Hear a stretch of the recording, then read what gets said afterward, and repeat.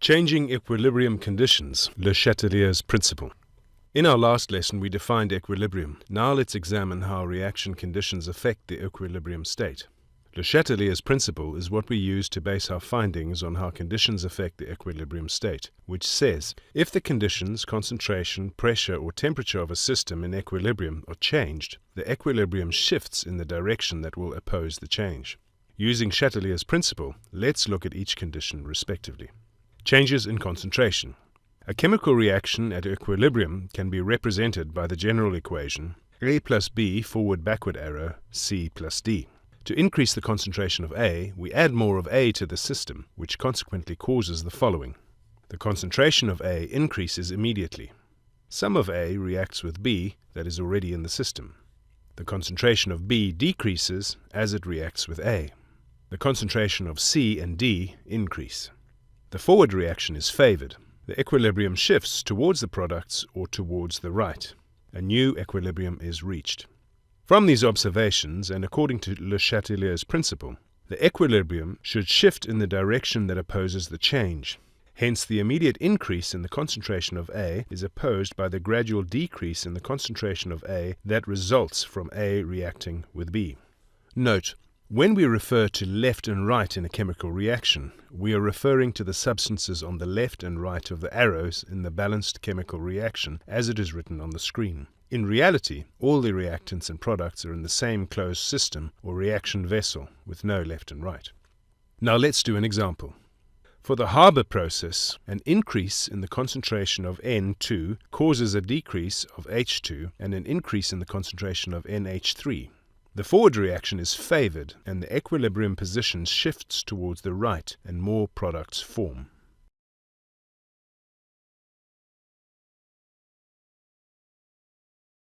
Changes in temperature. For any reversible reaction, an increase in temperature favors the endothermic reaction and a decrease in temperature favors the exothermic reaction. Let's look at the two in more detail. For endothermic reactions, heat can be treated as a reactant. Hence, heating the reaction mixture increases the amount of reactants, favoring the forward reaction. The equilibrium position then shifts to the right and more products form. For example, the formation of nitrogen dioxide from dinitrogen tetroxide is an endothermic process. When the reaction mixture is heated, more nitrogen dioxide gas is produced. Dinitrogen tetroxide gas decreases and equilibrium shifts to the right. For exothermic reactions, however, heat can be treated as a product. Hence, heating the reaction mixture increases the amount of products, which favors the reverse reaction. The equilibrium position then shifts to the left and more reactants form. For example, the synthesis of ammonia in the Haber process is exothermic. A higher temperature favors the reverse reaction, so less ammonia is formed. You may ask, why would we want to decrease the production? Good question. Well, a reaction is important depending on what you are trying to accomplish. Just as much as we would like to increase certain outputs of our production processes, there are some reactions that occur naturally, like the release of ammonia from animal manure into the air, that can negatively impact the atmosphere and hence need reducing. Now, going back to the reaction equation.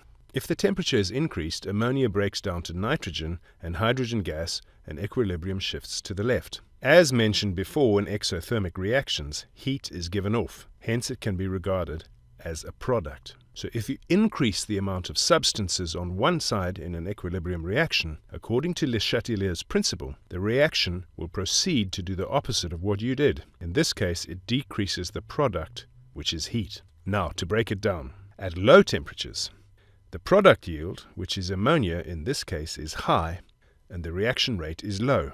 Meaning at low temperatures, a small number of molecules will have enough energy to reach the activated complex. At high temperatures, the product yield is low and the reaction rate is high.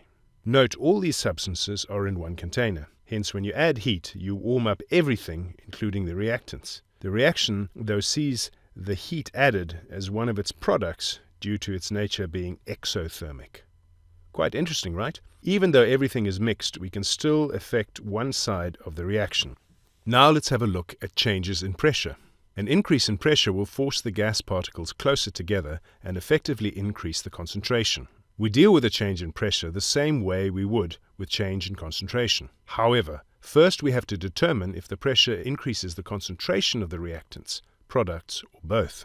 Note, for gases we use Avogadro's law, which states that equal volumes of all gases at the same temperature and pressure contain the same number of particles. It means that 1 mole of any gas equals 1 volume. For example, when H2 reacts with I2 to produce HI, from the reaction equation you can see that there are equal moles and volumes of reactants and products. An increase in pressure increases the concentration of all the gases, which speeds up both the forward and reverse reactions, bringing up no equilibrium shift because there are equal moles and hence equal volumes of reactants and products. A different example. In the Haber process, there are more moles of reactants than products, which basically means that they take more volume in the container compared to the products. When the pressure is increased, the concentration of 4 moles nitrogen and hydrogen gas increases higher than the 2 moles ammonia. Hence, equilibrium shifts to the right and more products form. Now, what about the effect of catalysts on equilibria? Catalysts do not affect the equilibrium once it has been reached. All they do is lower the activation energy, increase the rate of forward and reverse reactions, and cause equilibrium to be reached sooner, but they do not shift the equilibrium.